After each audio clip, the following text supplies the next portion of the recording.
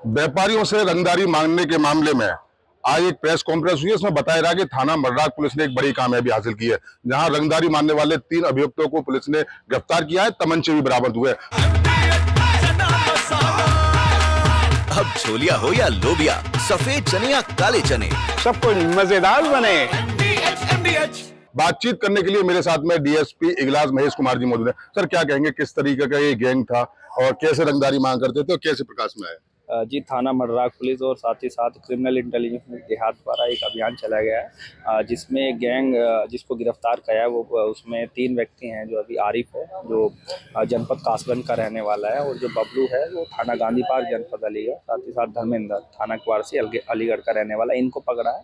ये गैंग है बेसिकली किसी को चौथ वसूली का कार्य करते हैं, डरा धमका के पैसे लेते हैं, और साथ ही साथ एक तरह से कॉन्ट्रैक्ट किलिंग का भी कार्य करते हैं। कोई व्यक्ति जिसको जान से माने सुपारी देते हैं उससे ये भी कार्य करते हैं।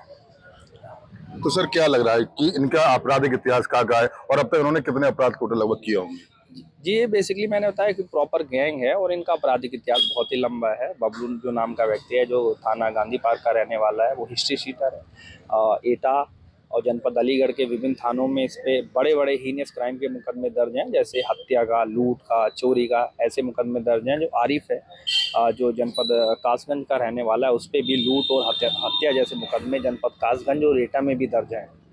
तो सर, क्या कहेंगे, जिस तरीके से गैंग पकड़ा गया, अब तक कितने लोगों को ये टारगेट बना चुके हैं? आपने सुपारी किलिंग की बात की, ये किलिंग भी करते हैं पैसे लेके, तो ऐसा कोई भी मामला आपके संज्ञान में आया, पूछताछ में कोई जानकारी हुई है? जी, ये बेसिकली अभी जो हमने इनसे पूछताछ करी, अभी हाल फिलहाल में 2 व्यक्ति को टारगेट बना रहे थे। इसमें एक थाना क्षेत्र मर्राक से संबंधित था, थाना क्षेत्र हरदुआगंज से संबंधित था। उनको इसमें जो मर्राक संबंधित उसमें कई दिन से ये लगातार उसको परेशान कर रहे थे। उससे 1 करोड़ रुपए की मांग की थी, जिसमें वादी द्वारा उसको 35,000 रुपये भी दिए गए थे, और फिर लगातार उसको ब्लैकमेल किया जा रहा था।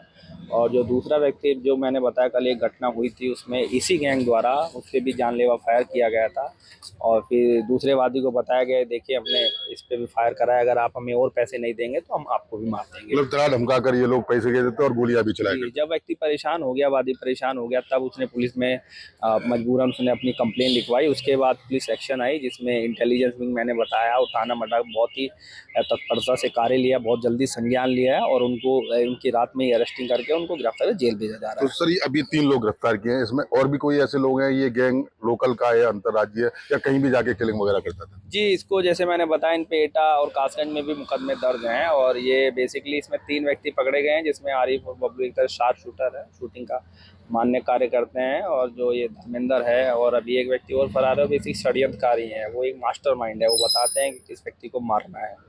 ठीक है, बिल्कुल। देखिए, ये तो मेरे साथ में डीएसपी महेश कुमार जिन्होंने जानकारी देते हुए बताया कि ये जो लोग पकड़े गए हैं ये रंगदारी करते थे, चौथ वसूली करते थे, और साथ ही साथ में ये एक बड़े शार्प शूटर भी थे। हालांकि 1 करोड़ रुपए की रंगदारी मानी गई। पुलिस बता रही है कि लगभग इनसे 35,000 रुपए व्यापारी ने इनको दे भी दिए थे और लगातार इनको धमकी दे रहा था। और कहीं ना कहीं एक हरदुआगंज में भी इसके द्वारा फायरिंग की गई। फायरिंग करने के बाद बताया कि हमने उस पर फायरिंग की, अगर आप पैसे नहीं देंगे तो आपके साथ भी यही अंजाम होगा। जब हालांकि 3 लोगों को गिरफ्तार कर लिया है, एक नाम प्रकाश में और आया है। आखिर देखने वाली बात होगी कि उनकी गिरफ्तारी कब तक होती है।